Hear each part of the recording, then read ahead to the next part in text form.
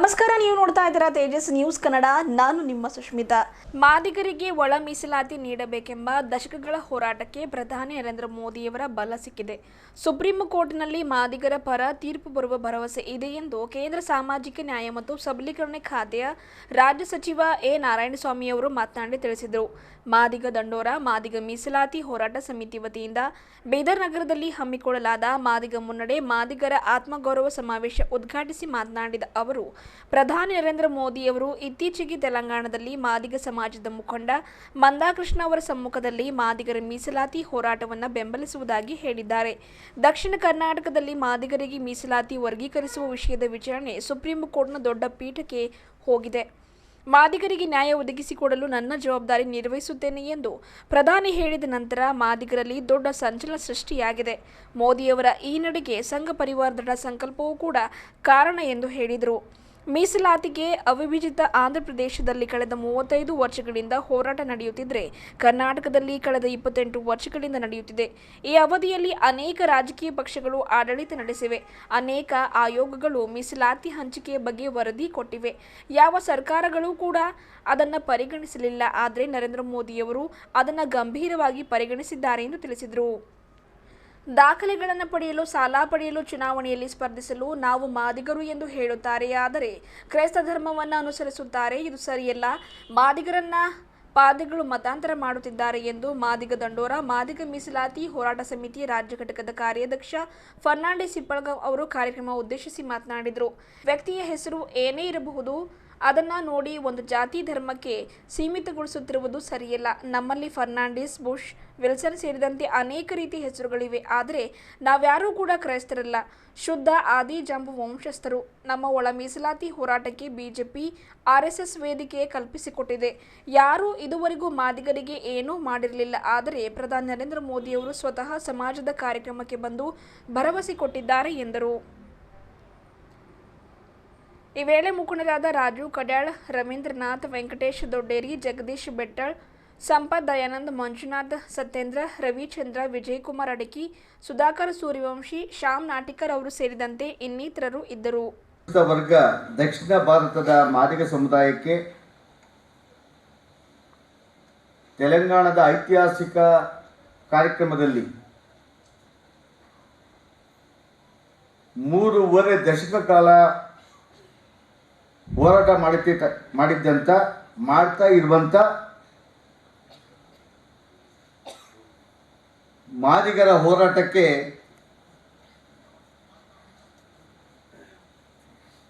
ನಾನು ಬೆಂಬಲವಾಗಿ ನಿಂತು ಒಳ ಮೀಸಲಾತಿಯ ಜಾರಿಯ ಬಗ್ಗೆ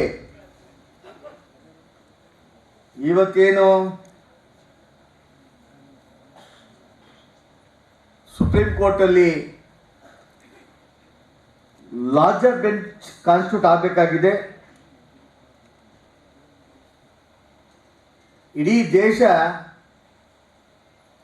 ಸುಪ್ರೀಂ ಕೋರ್ಟ್ನ ತೀರ್ಪಿಗೆ ಕಾಯ್ತಾ ಇದೆ. ಈ ದೇಶದ ಪ್ರಧಾನಿಯಾಗಿ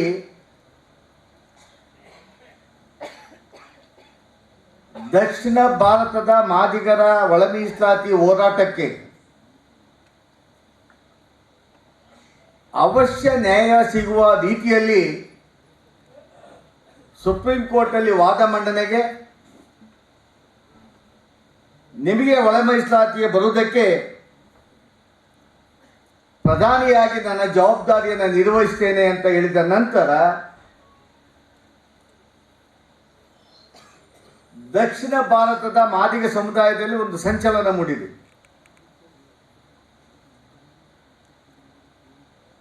ಈ ಒಂದು ತೀರ್ಮಾನ ಬರಲಿಕ್ಕೆ ಕಾರಣಭೂತರಾದಂಥ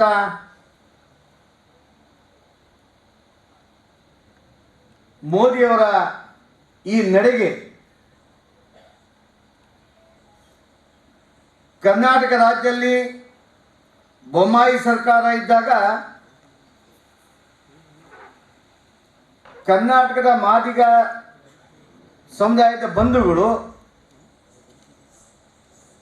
ಗೋವಿಂದ ಕಾರಜೋಳನ್ನು ಒಳಗೊಂಡಂತೆ ನನ್ನನ್ನು ಒಳಗೊಂಡಂತೆ ಅನೇಕ ನಾಯಕರು ಸಂಘಟನೆ ಹೋರಾಟಗಾರರ ಪ್ರಾಮಾಣಿಕ ಪ್ರಯತ್ನದಿಂದ ಸಂಘ ಪರಿವಾರ ಸ್ವೀಕಾರ ಮಾಡಿಕೊಡುವಂಥ ದೃಢ ಸಂಕಲ್ಪ RSS, ದೃಢ ಸಂಕಲ್ಪ. ಈ ದೇಶದಲ್ಲಿ ಒಳ ಮೀಸಲಾತಿಯ ಬಗ್ಗೆ ಸಂವಿಧಾನದಲ್ಲಿ ಡಾಕ್ಟರ್ BR ಅಂಬೇಡ್ಕರ್ ಏನನ್ನ ಸಂಬೋಧನೆ ಮಾಡಿದ್ರು,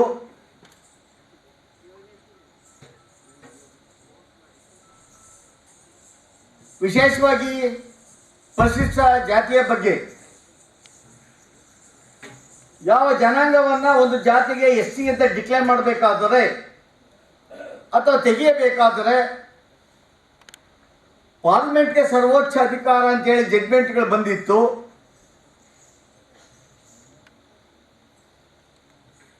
ಅನೇಕ ಕಮಿಷನ್ ರಿಪೋರ್ಟ್ಗಳು ಇತ್ತು. ಇದರ ಹೊರತಾಗಿ ಸಂವಿಧಾನದಲ್ಲಿ ಕಾನ್ಸ್ಟಿಟ್ಯೂಷನಲ್ ಆಕ್ಟ್ ಏನೇ ಇದ್ದರೂ ಸಹ ಸಂಘ ಪರಿವಾರದ RSSನ ಅಪೇಕ್ಷೆ ಇದೆ ಈ ದೇಶದ ಎಲ್ಲ ವರ್ಗಗಳ ಸಮುದಾಯಗಳಿಗೆ ಸಮಾನತೆ ಸಿಗಬೇಕು. ಸಾಮಾಜಿಕವಾಗಿ ರಾಜ್ಯದ ಕೇಂದ್ರದ ಯೋಜನೆಗಳು ಸಮರ್ಪಕವಾಗಿ ವಿತರಣೆ ಆಗಬೇಕು, ಆ ಮನೆ ಬಾಗಿಲಿಗೆ ತಲುಪಬೇಕು.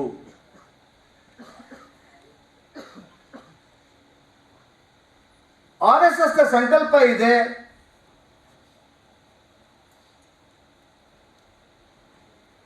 ರಾಜಕಾರಣಕ್ಕಿಂತ ಕರ್ನಾಟಕ, ತೆಲಂಗಾಣ, ಆಂಧ್ರ, ತಮಿಳುನಾಡು ಆದಂಥ ಒಳ ಮೀಸಲಾತಿ ಹೋರಾಟಗಳು ಅವಶ್ಯ ಅನಿಸಿದೆ. ಸಾಮಾಜಿಕ ನ್ಯಾಯ ಕೊಡಲಿಕ್ಕಾಗಿ ನಮ್ಮ ಬದ್ಧತೆ ಇದೆ ಅಂತೇಳಿ RSSನ ಪ್ರಮುಖರು, ಹಿರಿಯರು, ಪೂಜ್ಯರು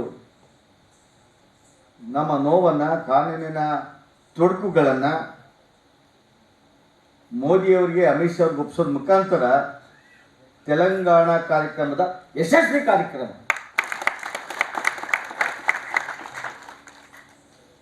ಆ ನಂತರ ಇಡೀ ಕರ್ನಾಟಕ ರಾಜ್ಯದಲ್ಲಿ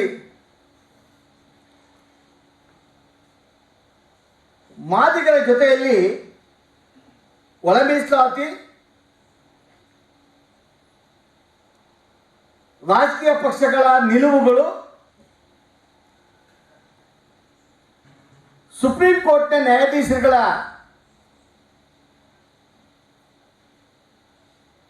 ಅವರ ಜಡ್ಮೆಂಟ್ಗಳು, ಅವರ ವ್ಯಾಖ್ಯಾನಗಳು,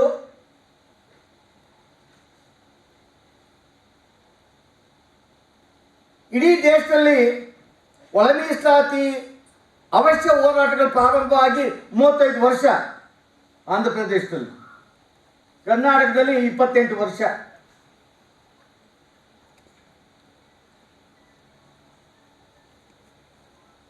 ಈ ದಿಕ್ಕಿನಲ್ಲಿ ಸಮಾಜ ಮಧ್ಯೆ ಚರ್ಚೆ ಆಗಬೇಕಂತ ಹೇಳಿದಾಗ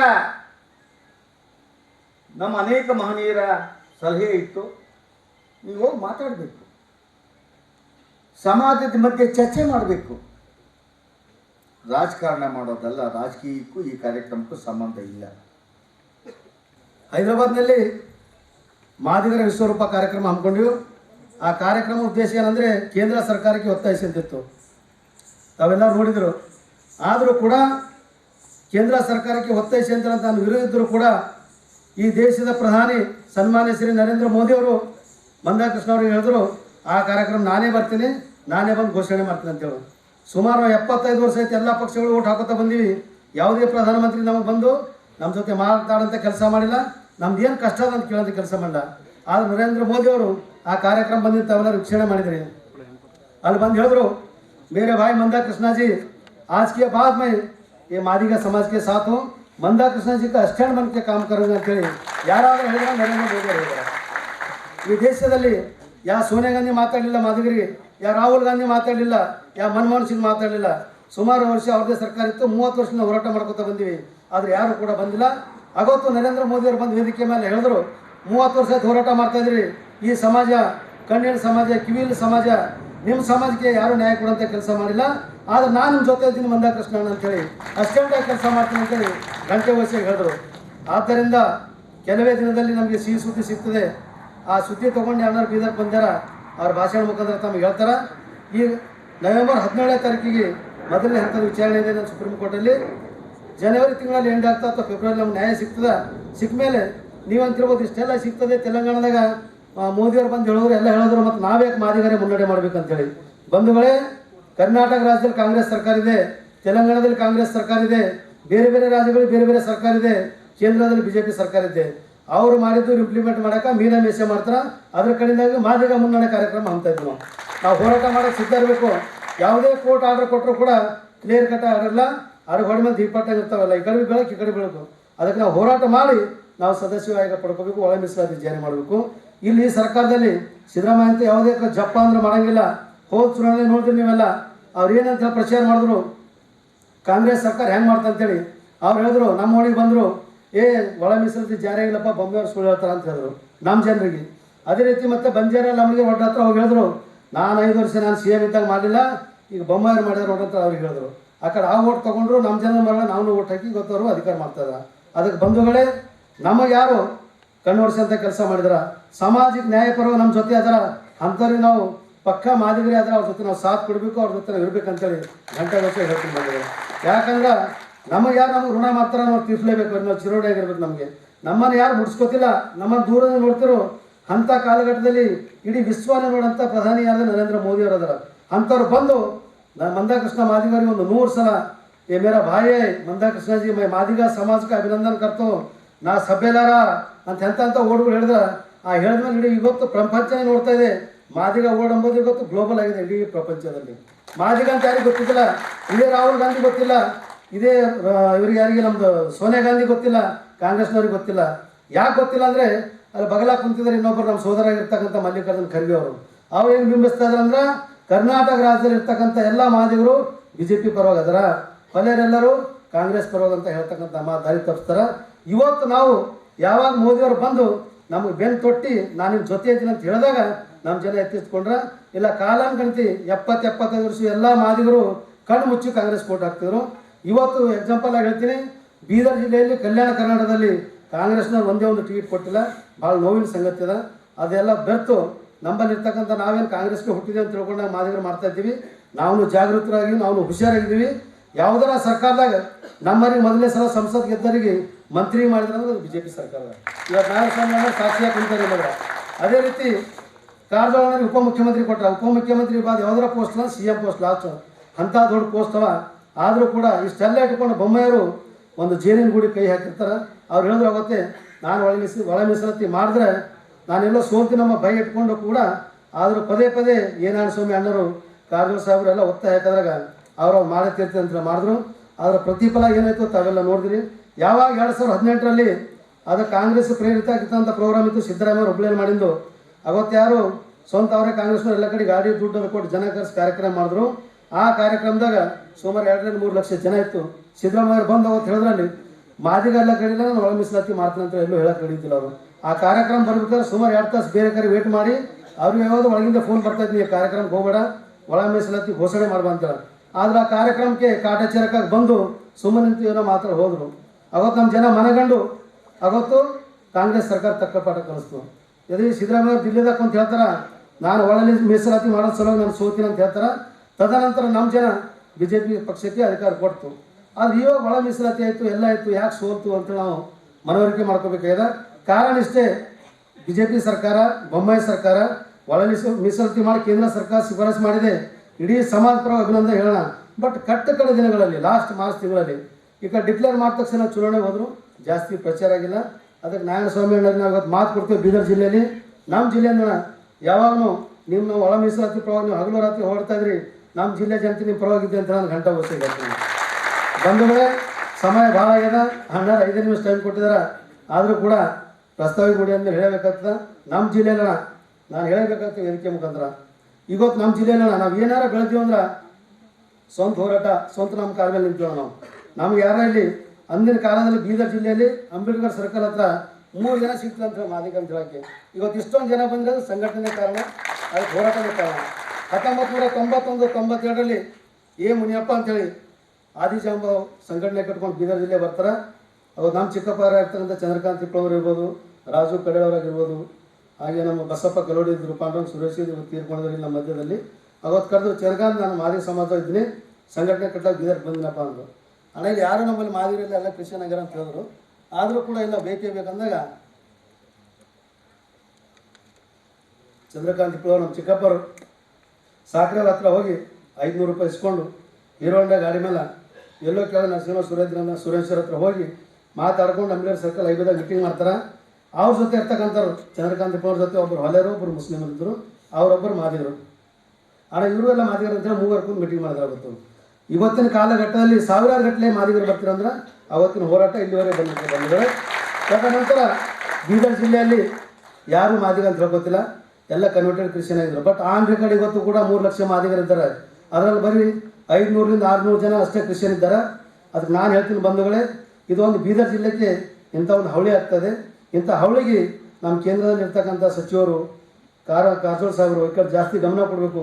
ಬೀದರ್ ಜಿಲ್ಲೆ ತಾವು ಯಾರು ಗಮನ ಕೊಡ್ತಲ್ಲ, ಈ ಕಡೆ ತಮ್ಮ ಕಾರ್ಯಕರ್ತರು ಬೆಳೆಸಿಲ್ಲ. ನಾನು ನೇರವಾಗಿ ಹೇಳ್ತೀನಣ್ಣ, ಏನಾರು ನಾರಾಯಣ ಸ್ವಾಮಿ ಅವ್ರನ್ನೋದು ಕೊಡುಗೆ ನಮ್ಮ ಜಿಲ್ಲೆಗಿದೆ ಅಂದರೆ ಅವರು ಸೋಷಿಯಲ್ ಫಾರ್ ಮಿನಿಸ್ಟರ್ ಆಗಿದ್ದರು 2012-13ರಲ್ಲಿ. ಅವತ್ತಿನ ಕಾಲಘಟ್ಟದಲ್ಲಿ ಪ್ರಭಾಕರ್ DC ಇದ್ದರು. ನಾವೆಲ್ಲ ಗೇಟಿ ಹೋದೇವಣ್ಣ, ನಮ್ಮ ಜಿಲ್ಲೆಯಲ್ಲಿ ಭವನ ಇಲ್ಲ ಅಂದಾಗ ಪ್ರಭಾಕರ್ DC ಅವ್ರಿಗೆ ಕರೆಸಿ 2 ಎಕರೆ ಭೂಮಿ 1 ಕೋಟಿ 2012ರಲ್ಲಿ ಇಸ್ಕೊಟ್ಮೇಲೆ ಯಾರು ನಾರಾಯಣ ಸ್ವಾಮಿ ಸರ್ ಅವರು. ಅದಕ್ಕೆ ಬಂಧುಗಳೇ, ಅವ್ರು ನಮಗೆ ಕೇಳ್ತಾಯಿಲ್ಲ ಅಂತೇಳಿ ನಾವು ಅವ್ರ ಹತ್ರ ಹೋಗಬೇಕು. ಅದಕ್ಕೆ ನಮ್ಮ ಜಿಲ್ಲೆ ಕಟ್ಟ ಕಡೆ ಜಿಲ್ಲೆದಣ, ತಾವು ಇಡೀ ಭಾರತ ದೇಶ ಸಚಿವರಾಗಿರಿ. ಬರೀ ನೀವು ಚಿತ್ರದುರ್ಗದು, ಆನೇಕಲ್ದು, ಬೆಂಗಳೂರು ಮಂತ್ರಿ ಅಲ್ಲಣ್ಣ. ಎಲ್ಲ ಜಿಲ್ಲೆಗೆ ನಿಮ್ಮ ಕಾರ್ಯಕರ್ತರು ಬೆಳಿಬೇಕು, ಎಲ್ಲ ಕಡೆ ಸ್ಟ್ರಾಂಗ್ ಆಗಬೇಕು. ಮನೆ ಕಾರಜೋಳರಿಗೆ ಅದೇ ಹೇಳ್ದ, ನೀವು ಬಿಜೆಪುರ ಹೋದ ತಕ್ಷಣ ಎಲ್ಲಿದ್ದಾರಪ್ಪ ಬಿಜೆಪುರ ಜನ ಬರ್ರಿ ಅಣ್ಣಾರೆ ಬರ್ರಿ ಅಂತಾರೆ. ಹಾಗಲ್ಲ, ನಾವೆಲ್ಲ ಇವತ್ತು ಏನಾದ್ರೂ ನಾವು ಹೋರಾಟ ಮಾಡೋಕೆ ನಾವಿದ್ದೀವಿ. ಬರೀ ಬಿಜಾಪುರ, ಬರೀ ಬಾಗಲಕೋಟೆ ಅಲ್ಲ, ಇಡೀ ಅವರು ಕರ್ನಾಟಕ ರಾಜ್ಯದ ಒಂದು ಉಪಮುಖ್ಯಮಂತ್ರಿ ಇದ್ದರು. ತಾವು ಪ್ರತಿ ಜಿಲ್ಲೆಗೆ ಒಂದೊಂದು ಆ್ಯಕ್ಟಿವ್ ಕಾರ್ಯಕರ್ತರಿಗೆ ಬೆಳೆಸ್ರಿ. ನಾವು ನಿಮ್ಮ ಜೊತೆ ಇರ್ತೀವಿ. ಯಾಗನು ಕರೆದ್ರೆ ಸಾವಿರಾರು ಜನಗಳು ಸೇರಂತಾನೆ ಒಂದು ಕಾರ್ಯಕರ್ತರು ಆ್ಯಕ್ಟಿವ್ ಬೆಳೆಸಬೇಕು. ಸುಮಾರು ಸಲ ಅನ್ನರ ಹತ್ರ ಹೋದವು ನಮಗೇನು ಹೆಲ್ಪ್ ಆಗಿಲ್ಲ. ನಮ್ಮ ಸಮಾಜಕ್ಕೆ ನಾವೇನು ವ್ಯಕ್ತಿ ಕೆಲಸ ತೊಗೊಂಡೋಗಿಲ್ಲ. ನಾವು ಮುನ್ಸಿಪಾಲಿಟಿ ಅಧ್ಯಕ್ಷ ಇದ್ದೀವಿ, ZP ಇದ್ದೀವಿ, ಎಲ್ಲರೂ ಸಮಾಜ ಕೆಲಸಕ್ಕೆ ಹೋದ್ರೆ ಸ್ಪಂದನೆ ಕೊಟ್ಟಿಲ್ಲ. ಅದಕ್ಕೆ ಇಂಥ ತಪ್ಪುಗಳು ಮುಂದೆ ಆಗಬಾರ್ದು ಅಂತೇಳಿ ಇವತ್ತು ಕಾರಜೋಳ ಅಣ್ಣರು ಬಂದರು ಕೇಳ್ತೀರ, ಅವರಿಲ್ಲ. ಅದಕ್ಕೆ ಇರ್ತಕ್ಕಂಥವ್ರು ಬೆಟ್ಟಳೆಯವರೆಲ್ಲ ಕಾರಜೋಳ ಅಣ್ಣರಿಗೆ ಸ್ವಲ್ಪ ಕಿವಿ ಮಾತು ಹೇಳಬೇಕು. ಹಿರಿಯರಾದ್ರೆ ಆದರೂ ಹೇಳಬೇಕಾಗಿದೆ. ಯಾಕಂದ್ರೆ ನಾವು ಈ ಜಿಲ್ಲೆದಾಗ ನಮಗೊಂದು ಮಹಾಮಾರಿ ರೋಗ ಇದೆ. ಇಲ್ಲಿ ಪ್ರತಿಯೊಬ್ಬರು ಕನ್ವರ್ಟೆಡ್ ಆಗ್ತದೆ. ಇಲ್ಲಿ ರೆಕಾರ್ಡ್ ಮಾತ್ರ SC ಮಾದಿಗ, ಲೋನ್ ತೊಗೊಳಕ್ಕೆ SC ಮಾದಿಗ, ಗ್ರಾಮ ಪಂಚಾಯತ್ ನಿರ್ಲಕ್ಕೆ SC ಮಾದಿಗ, ZP ನಿರ್ಲಕ್ಕೆ SC ಮಾದಿಗ, TP ನಿರ್ಲಕ್ಕೆ SC ಮಾದಿಗ, MLA ಟಿಕೆಟ್ ಕೇಳಕ್ಕೆ SC ಮಾದಿಗ. ಆದರೆ ಇಂಥ ಕಾರ್ಯಕ್ರಮ ಅಂದ್ರೆ ಕ್ರಿಶ್ಚಿಯನ್ ಇದ್ದವ್ರಿ, ಅವ್ರು ಮಾದಿಗರು. ಇವತ್ತು ನಾನು ಗಂಟೆ ವರ್ಷ ಹೇಳ್ತೀನಿ, ನನ್ನ ಹೆಸರು ಫರ್ನಾಂಡಿಸ್ ಆಗಿ ನಾನು ಮಾದಿಗ ಸಂಘಟನೆ ಮುಂಚೆನೆ ತೊಗೊಂಡು ಹೋಗ್ತಾ ಇದ್ದೀನಿ. ನಾಚಿಕೆ ಆಗಬೇಕು ಎಲ್ಲರಿಗೆ. ನನ್ನ ಹೆಸರು ಫರ್ನಾಂಡಿಸ್ ಇಟ್ಕೊಂಡು ನಾನು ಫರ್ನಾಂಡಿಸ್ ಇಟ್ಕೊಂಡು ನಾನು ಮಾದಿಗ ಅಂತ ಹೇಳ್ತೀನಿ. ಯಾಕಂದರೆ ಹೆಸರಿನ ಜಾತಿ ಚೇಂಜ್ ಆಗಲ್ಲ. ನಮ್ಮಲ್ಲೊಬ್ಬ ಜಾರ್ಜ್ ಬುಷ್ ಅದಾನಂತ, ಅಮಿತಾಬ್ ಬಚ್ಚನ್ ಅಂತ ನಾವು ಸಲ್ಮಾನ್ ಖಾನ್ ಅನ, ಮತ್ತೊಬ್ಬ ಬಿನ್ ಲಾಡೆನ್ ಅನ, ಮತ್ತೊಬ್ಬನ ಹೆಸರು ಪೀಟರ್ ಅದ. ಹೆಸರಿನ ಯಾವುದಾಗಲ್ಲ. ನಮ್ಮ ಮುತ್ತಿನ ಹೆಸರು ರಾಮ್ ಇದೆ. ರಾಮ್ ಅಂದ್ರೆ ನಾವು ಲಿಂಗ ತಗಲೇವು. ಇನ್ನು ಮುತ್ತಿನ ಹೆಸರು ಫಕೀರಪ್ಪ ಇದೆ, ನಾವೇನು ತುರುಕೂರಾಗಲೇವು. ಇಲ್ಲಿ ನಮ್ಮ ಹೆಸರು ಈ ಭಾಗದ ಹೆಂಗಿದೆ ಅಂದ್ರೆ ಮಾರ್ಟಿನು, ವಿಲ್ಸನು, ಫರ್ನಾಂಡಿಸು ಹೆಸರು ಇಟ್ಕೊಂಡಿದ್ದೀವಿ. ಆದರೆ ನಾವು ಪಕ್ಕಾ ಮಾದಿಗ. ನಮ್ಮ ಅಪ್ಪ ಯಾರು ಮಾದಿಗ ವಂಶಸ್ಥರಿದ್ದೀವಿ ನಾವೆಲ್ಲ. ಅದಕ್ಕೆ ಬಂಧುಗಳೇ, ನಿಮ್ಮನ್ನೆಲ್ಲ ಹೇಳ್ತಿದ್ದೀನಿ ನಾನು, ಇವೆಲ್ಲ ಪಾದ್ರಿಗಳು ಬಂದು ನಿಮ್ಮೆಲ್ಲ ಮರಳು ಮಾಡ್ತಾಯಿದ್ರ. ಸಂಡೇ ಪಾದ್ರಿ ಬರ್ತಾನೆ, ಮಂಡ್ಯ ಪಾದ್ರಿ ಬರ್ತಾನೆ, ಟ್ಯೂಸ್ಡೇ ಬರ್ತಾನೆ, ಬುಧವಾರ ಬರ್ತಾನೆ, ಎಲ್ಲ ಹೋದ್ಮೇಲೆ ಶುಕ್ರವಾರ ಪಾದ್ರಿ ಬರ್ತಾನೆ. ಈ ಪಾದ್ರಿಗಳು ಬಂದು ನಿಮಗೆ ಪಾಪ ಶಾಪ ನರಕ, ಪಾಪ ಶಾಪ ನರಕ ಅಂತ ಹೇಳಿ ನಿಮ್ಗೆ ಅಂಜಿಸಿ ನಿಮ್ಗೆಲ್ಲರಿಗೆ ಕನ್ವರ್ಟೆಡ್ ಮಾಡ್ತಿದ್ರೆ. ಆದ್ರೆ ಕ್ರಿಶ್ಚಿಯನ್ ಒಂದು ಧರ್ಮ ಅದ, ಅದು ಜಾತಿ ಇಲ್ಲ. ಮಾದಿಗನೇ ಜಾತಿ. Christian is A not A caste, is A religion. ಬಂಧುಗಳೇ, ತಾವು ಇಲ್ಲಿವರೆಗೆ ನಮ್ಮ ಅಪ್ಪ ಹುಟ್ಟಿ ಮಂದಿ ಹೆಸರು ಹೇಳ್ತೀವಿ, ನಾವು ಉದ್ಧಾರ ಆಗಕ್ಕೆ ಸಾಧ್ಯ ಇಲ್ಲ. ಮಾದಿಗ ಅಂದರೆ ಚರ್ಮ ಇದ್ದಂಗೆ. ಮಾದಿಗ ಜಾತಿ ಅಂದ್ರೆ ಚರ್ಮ ಇದ್ದಂಗೆ. ಧರ್ಮ ಅಂದ್ರೆ ಹಂಗೆ ಬೆಳ್ಳಂದು ಹಾಕ್ಬೋದು, ಕರಂದು ಹಾಕ್ಬೋದು, ಯಾವುದೋ ಹಾಕ್ಬೋದು. ಬಂಧುಗಳೇ, ಅದಕ್ಕೆ ನಮ್ಮ ಜಾತಿ ಮಾದಿಗ ಅದ. ನಾನು ಇವ್ರಿಗೆ ರಾತ್ರಿ ಜಗದೀಶ್ ಭಟ್ಟವರಿಗೆ ಹೇಳಿದೆ, ಏನು ಬ್ರದರ್ ನಿಮ್ಮ ಹೆಸರು ಫರ್ನಾಂಡಿಸ್? ಹೌದಾ, ನನ್ನ ಹೆಸರು ಫರ್ನಾಂಡಿಸ್ ಇದೆ. ಯಾಕಂದ್ರೆ ಹೌದು ಸರ್, ಹೆಸರು ಚೆನ್ನಾಗಿ ಕಾಣಿಸ್ತು, ಫರ್ನಾಂಡಿಸ್ ಇಟ್ಕೊಂಡು. ನಮ್ಮ ಮುತ್ತಿನ ಹೆಸರು ಇಸ್ಮಾಯಿಲ್ ಅದ, ನಾವು ತುರುಕ್ ಹಾಕ್ತೇವೆ. ರಾಮ ಅಂದರೆ ಲಿಂಗ ತೆಗ್ತೇವೆ. ಈಗ ನಮ್ಮ ಮುತ್ತಿನ ಹೆಸರು ರಾಮ ಇತ್ತು, ಲಿಂಗ ಸರ್ಟಿಫಿಕೇಟ್ ಕೊಡು ಮತ್ತು ನೋಡೋಣ. ಇಸ್ಮಾಯಿಲ್ ಇತ್ತು, ತುರುಕೂರು ಸರ್ಟಿಫಿಕೇಟ್ ಕೊಡು ನೋಡೋಣ. ಹೆಸರಿಗೆ ಜಾತಿ ಯಾವುದೂ ಸಂಬಂಧ ಇಲ್ಲ. ಆದರೆ ನಾವು ಪ್ಯೂರ್ ನಾವೆಲ್ಲ ಆದಿಜಾಂಬ ವಂಶಸ್ಥರು. ಸಮಯ ಭಾಳ ಆಗಿದೆ. ಇನ್ನೊಂದು ವೇದಿಕೆ ಸಿಕ್ಕರೆ ನಾನು ಮಾತಾಡ್ತೀನಿ. ದಯವಿಟ್ಟು ಜಾಸ್ತಿ ಸಮಯ ಕ್ಷಮಿಸ್ಬೇಕು. ನಾನು 2 ಮಾತು ಮುಗಿಸಿ ಕಮಿಟಿಯನ್ನು ಮಾಡೋದ್ರ ಮುಖಾಂತರ ಸೋಷಿಯಲ್ ಜಸ್ಟಿಸ್ ಸೆಕ್ರೆಟರಿ ಅವರು ಅದರಲ್ಲಿ ಮೆಂಬರ್ ಆಗಿದ್ದಾರೆ. 5 ಜನ ಕಮಿಟಿಗಳನ್ನು ಘೋಷಣೆ ಆಗಿ ಅದರ ಗೌರ್ಮೆಂಟ್ ಆರ್ಡರ್ ಆಗಿದೆ. ಈ ಒಳ ಮೀಸಲಾತಿಗೆ ಸಂಬಂಧಪಟ್ಟಂತೆ ಒಳ ಮೀಸಲಾತಿ ಸಂಬಂಧಪಟ್ಟಂತೆ ಸುಪ್ರೀಂ ಕೋರ್ಟಲ್ಲಿ ಅಥವಾ ಡಿಪಾರ್ಟ್ಮೆಂಟ್ ಅಡ್ವೊಕೇಸಿಯಲ್ಲಿ ಏನು ಸಲಹೆ ಮಾರ್ಗದರ್ಶನ ಕೊಡಬೇಕು ಈ ದಿಕ್ಕಿನಲ್ಲಿ ಸುಪ್ರೀಂ ಕೋರ್ಟ್ ಆದಷ್ಟು ಬೇಗ ಈ ಕೇಸನ್ನು ತೀರ್ಮಾನ ಮಾಡಬೇಕಂತ ಪತ್ರವನ್ನು ಸಹ ಸುಪ್ರೀಂ ಕೋರ್ಟ್ಗೆ ರವಾನೆ ಮಾಡಿದ್ದಾರೆ. ಅವರೇನು ಮಾತು ಕೊಟ್ಟಂತೆ ಕೇಂದ್ರ ಸರ್ಕಾರ ಒಳ ಮೀಸಲಾತಿಯ ಪರವಾಗಿದೆ ಅನ್ನೋದನ್ನು ಆರ್ಗ್ಯುಮೆಂಟ್ ಮಾಡೋದಕ್ಕೆ ಸುಪ್ರೀಂ ಕೋರ್ಟ್ ಮುಂದೆ ಸಾಲಿಸಿಟರ್ ಜನರಲನ್ನು ಸಹ ಅವರು ಇಂಪ್ಲಿಮೆಂಟ್ ಮಾಡಿದ್ದಾರೆ. ಅದು ದಾಖಲೆಗಳಾಗಿದೆ. ಈ 2 ತಿಂಗಳ ಮೊದಲನೇ ಅರುಣ್ ಮಿಶ್ರಾ ಅವರ ಅಪೇಕ್ಷೆಯಂತೆ ಲಾರ್ಜರ್ ಬೆಂಚ್ ಕಾನ್ಸ್ಟಿಟ್ಯೂಟ್ ಆಗಿತ್ತು. ಆ ಲಾರ್ಜರ್ ಬೆಂಚ್ ಮತ್ತೆ ಹಿಯರಿಂಗ್ ಮಾಡಿ ಜನವರಿ 17ನೇ ತಾರೀಕು ಆರ್ಗ್ಯುಮೆಂಟ್ ಪ್ರಾರಂಭ ಆಗ್ತದೆ. ಆರ್ಗ್ಯುಮೆಂಟು ಭಾಳ ದಿನ ತೆಗೆದುಕೊಳ್ಳೋದಿಲ್ಲ. ಅದು ಕಾನ್ಸ್ಟಿಟ್ಯೂಷನಲ್ ಬೆಂಚ್ ಆಗಿರೋದ್ರಿಂದ ಆದಷ್ಟು ಬೇಗ ಚರ್ಚೆಗಳಾಗಿ ನನಗೆ ವಿಶ್ವಾಸ ಇದೆ ಅರುಣ್ ಮಿಶ್ರಾ ಅವರ ಜಡ್ಜ್ಮೆಂಟ್ನ ಕನ್ಕ್ಲೂಡ್ ಏನು ಮಾಡಿದ್ದಾರೆ. 7 ಬೆಂಚು ಸಹ ಈ ದೇಶದ ಅನೇಕ ಕಮಿಷನ್ ಆಯೋಗಗಳ ವರದಿಯ ಆಧಾರದ ಮೇಲೆ ಒಳ ಮೀಸಲಾತಿ ಜಾರಿಯಾಗ್ತದೆ. ಮೋದಿಯವರು ನಮ್ಮ ಪರವಾಗಿದ್ದಾರೆ, ಕೇಂದ್ರ ಸರ್ಕಾರ ನಮ್ಮ ಪರವಾಗಿದೆ. ಆದ್ದರಿಂದ ಫೆಬ್ರವರಿಯಲ್ಲಿ ಅದನ್ನು ನಿರೀಕ್ಷೆನ ಮಾಡ್ತೇನೆ ಸರ್. ವಿರೋಧ ಪಕ್ಷದವರು ಎಲ್ಲೋ ಒಂದು ಕಡೆ ಇದೊಂದು ರಾಜಕೀಯ ಗಿಮಿಕ್ ಅನ್ನುವಂಥ ಮಾತನ್ನು ಹೇಳ್ತಾರೆ. ಅದಕ್ಕೆ ಹೇಳಿದ್ದೀನಿ ಸರ್. ಹೇಗಿದು ಸಾಧ್ಯ ಆಯಿತು ಅಂತ ಸರ್, ಇದು 1.5 ವರ್ಷದಿಂದ ಕರ್ನಾಟಕದ ಮಾದಿಗ ಸಮುದಾಯದವರು ನೋಂದಣಿ ಆದಂಥ ಒಂದು ಸಂಘಟನೆ ಬೇಕಂತ ಹೇಳಿದಾಗ ತೆಲಂಗಾಣದ ಮಂದಕೃಷ್ಣ ಮಾದಿಗರವರ ಅವರು ಅಪ್ಲಿಕೇಶನ್ನಲ್ಲಿ ವಕಾಲತ್ತಲ್ಲಿ ಕೇಸು ದಾಖಲಿಸಿ ಮುಕುಲ್ ರೋಡ್ಗೆ ಅವನ್ನು ಮಡಗಿದ್ದಾರೆ. ಅದು ನಾನು ನೀನು ತಿಚ್ಚಕ್ಕಾಗೋದಿಲ್ಲ. ಸುಪ್ರೀಂ ಕೋರ್ಟ್ಗಳಲ್ಲಿ ದಾಖಲೆಗಳಿದೆ. 7 ಬೆಂಚ್ ಲಾಸ್ಟ್ ಕಾನ್ಸ್ಟಿಟ್ಯೂಟ್ ಮಾಡೋದಕ್ಕೂ ದಾಖಲೆಗಳಿದೆ. 7 ಬೆಂಚ್ ಆರ್ಗ್ಯುಮೆಂಟ್ ಪ್ರತಿ ಈಗ ಇತ್ತೀಚೆಗೆ ಎಲ್ಲ ಜಡ್ಜ್ಮೆಂಟ್ಗಳು ಎಲ್ಲ ಆರ್ಗ್ಯುಮೆಂಟ್ಗಳೂ ರೆಕಾರ್ಡ್ ಆಗ್ತದೆ. ಬೇಕು ಅಂದರೆ ಎಲ್ಲ ಕೇಸ್ಗಳು ಡಾಕ್ಯುಮೆಂಟೇಶನ್ ಏನೇನು ಆರ್ಗ್ಯೂವೆ ಅಂತ ಕಳಿಸ್ಕೊಡ್ತೀನಿ ಸರ್. ಯಾವ ಮುಖ್ಯಮಂತ್ರಿಗೆ ಬೇಕು ಅಂತ ಕಾಂಗ್ರೆಸ್ ಅವ್ರಿಗೆ ಯಾರ್ಯಾರು ಬೇಕೋ ಎಲ್ಲ ಕಳಿಸ್ಕೊಡ್ತೀನಿ. ಏನೇನು ಹೇಳಿದ್ರು, ಏನು ಆರ್ಗ್ಯೂ ಆಯಿತು, ಜಡ್ಜ್ ಹೇಳೋದನ್ನ ನಾನು ಕಳಿಸ್ಕೊಡ್ತೀನಿ. ಆ ದಾಖಲೆ ಆದಾದಮೇಲೆ ನಮ್ಮನ್ನು ನಂಬಿ ಸರ್. ಮಲ್ಲಿಕಾರ್ಜುನ್ ಖರ್ಗೆ